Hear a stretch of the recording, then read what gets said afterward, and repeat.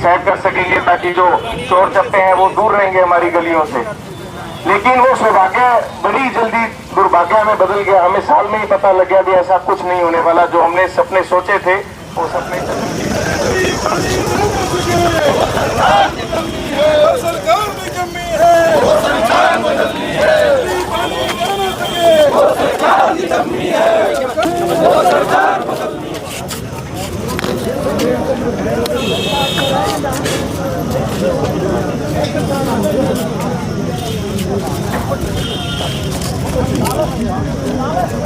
जिस तरीके से पिछले काफ़ी दिनों से सारे हरियाणा में भी सरसा में भी ख़ास तौर पे बिजली और पानी इस गर्मी के मौसम में जो अव्यवस्थित हालात हैं उसके खिलाफ हम सब ने फैसला करके एक सांकेतिक धरना दिया है और उस सांकेतिक धरने के मार्फत एक ज्ञापन देकर सरकार को चेताने का काम किया है और एक चेतावनी कि अगर हफ्ता और 10 दिन के अंदर अगर हालात में सुधार नहीं हुआ तो कांग्रेस पार्टी अनिश्चित काल का धरना शुरू करेगी, संघर्ष शुरू करेंगी। क्योंकि ये सरकार बिजली की व्यवस्था में खास तौर पर पानी की दोनों में नाकारा साबित हुई है और उसका कारण है पिछले 9.5 साल में एक भी बिजली घर इस मौजूदा सरकार ने नहीं बनाए।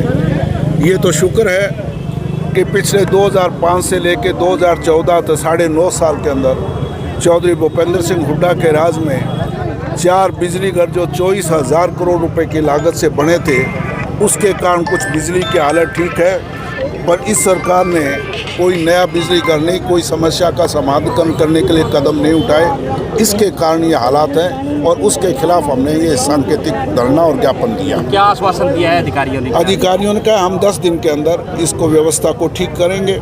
अगर 10 दिन में व्यवस्था ठीक नहीं हुई तो हम फिर लगातार अनिश्चित काल का धरना हम यहाँ शुरू करें। दुख की बात है कि ये सरकार आई साल ये प्रचार करती है विज्ञापनों में करोड़ों रुपए के जरिए और अखबारों में विज्ञापन देकर भी भाई हमने मेंटेनेंस के नाम पर करोड़ों रुपए खर्च किए हैं ताकि गर्मी के सीज़न में किसानों को आम जन को परेशानी ना हो।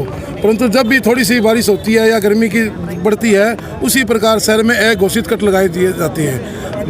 पिछले 10-12 दिन से शहर के अंदर 10 से 12 घंटे तक भी बिजली गुल है। पूरा का पूरा एरिया सारा शहर बंद है परंतु कोई अधिकारी मतलब इनके कान पर जू नहीं रंग रही।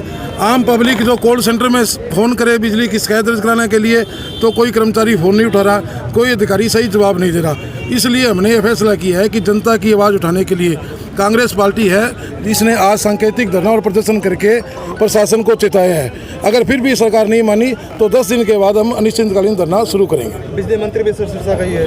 हाँ जी, बिजली मंत्री भी सिरसा का है। बिजली मंत्री भी सिरसा का ये तो बड़ी दुर्भाग्य की बात है कि बिजली मंत्री के होते हुए उसके गृह क्षेत्र में भी बिजली का ये हाल है। आज अधिकारी बेलगाम हो चुके हैं, कोई अधिकारी जवाब देने को तैयार नहीं है जनता को। भी जनता कहाँ जाए? आप देखो सारी रात इस गर्मी के अंदर छोटे बच्चे हैं, महिलाएं हैं, बेचारी कहाँ जाए?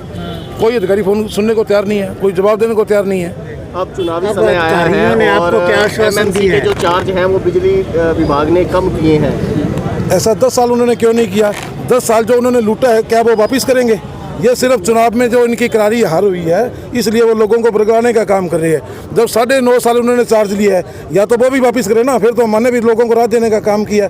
2 महीने की सरकार रहेगी उसमें अब ये चार्ज माफ कर रहे हैं तो उसका क्या तुक है?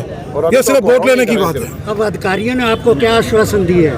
अधिकारियों ने ये कहा है कि हम बिजली की व्यवस्था का सुधार करेंगे, 1 हफ्ते का समय मांगे है। अगर 1 हफ्ते में नहीं है तो हम 10 दिन बाद यहाँ गेट पर अनिश्चितकालीन धरना शुरू करेंगे। सिरसा के अंदर बिजली मंत्री होते हुए भी बिजली का बुरा हाल है और जैसे कि आपको पता कुछ ही दिन पहले हमारे खट्टर साहब को भी केंद्र में बिजली मंत्री बनाया गया है। लेकिन हरियाणा के 2 एक सिरसा का मंत्री हरियाणा का हो गया और केंद्र का भी हरियाणा का बिजली मंत्री है। उसके बावजूद भी हमारे सिरसा वासियों का आज बिजली के लिए हमें जो है धरना देना पड़ रहा है, प्रदर्शन करना पड़ रहा है।